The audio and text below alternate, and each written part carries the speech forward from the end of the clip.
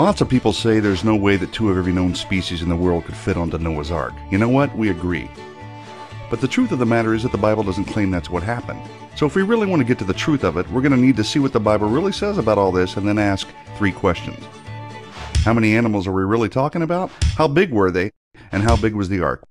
We answer those, we're closer to understanding the truth. Make sense? Good. So how many animals are we really talking about here? Well, let's jump back to move forward, shall we? Let's take a peek at day 5 of Creation Week and do a plain reading of Genesis 1 verse 21. And God created great whales and every living creature that moveth, which the waters brought forth abundantly after their kind, and every winged fowl after his kind. Jump ahead to Genesis 1:25, day 6, the same day man and woman were created, and here's what we get. And God made the beast of the earth after his kind, the cattle after their kind, and everything that creepeth upon the earth after his kind. So there you have a very clear account of the land and sea creatures created by God according to their kinds. Now, take a look at the phrase, according to their kind. What does it mean? Is it the same as species? I don't think so. It's possible that it's closer to what we call families in the typical biology class today, with some exceptions. Keep in mind that species is a man-made definition anyway. Confused? Let me explain. Let's take the dog kind, for example. We'll call the female dog taken on the ark Bingo, because that's the name of my first dog. Okay, from Bingo and her mate, you can get the various species of coyote, wolf, and even domestic dogs like the border collie, Great Dane, poodle, and so on. You get it? The different species we have now could have easily been generated after the flood from the information already present within the parent kind. So kind isn't the same as species at all. And a plain reading of the Bible teaches that Noah only had to take the representatives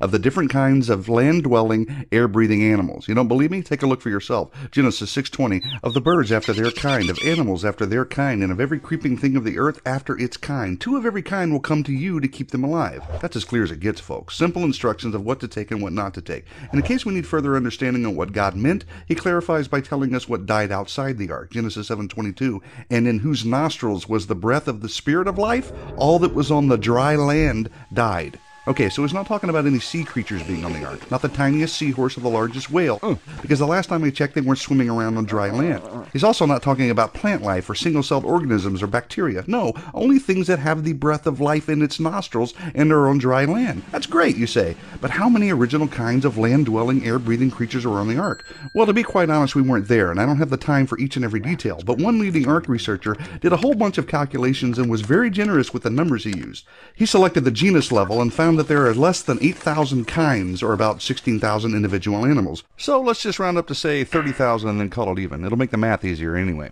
Could 30,000 animals fit on the ark described in Genesis? That's a good question. Glad you asked. To answer it, we have to take a look at 2 more things. The size of the average animal and the size of the ark. Makes sense? Of course it does. Moving on. We can't list every animal, but we've got things from the various bird kinds to the elephant kind, from the various dinosaur kinds to the smallest mammal kinds, and so on and so on and so on. So you take all the young adult animals, because nothing says the animals had to be the oldest and biggest, and you look at all the various sizes we know of today, even from the fossil record, and you do some calculating, you come to the conclusion that the average size of the land animal is actually smaller than a sheep. But let's just use a sheep as the average size for the sake of argument. So now we got the size of the average animal, a sheep, and we have the maximum number of sheep, 30,000. So are we going to need a bigger boat? Well, let's see how big it really was and if 30,000 sheep could fit on it.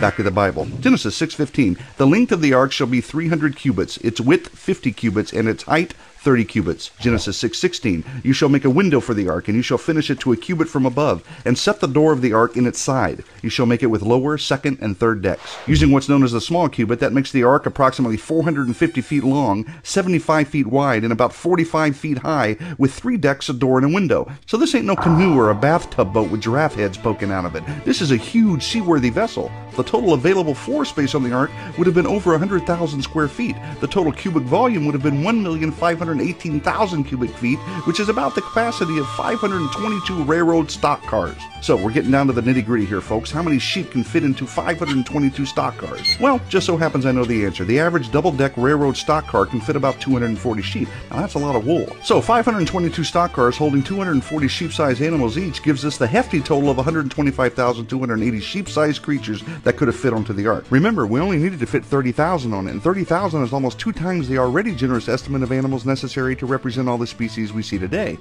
So it's easy to see that with more realistic numbers, there was plenty of room for cages, food, and even fresh water for the duration of the year-long stay that these animals had to be on the ark. And you know what? Ark researchers have studied this too, and I'll let you look that up. So there you have it. Simple reading of scripture, simple math, basic science. This fallible claim against the Bible is debunked. The world is unaware of this amazing discovery.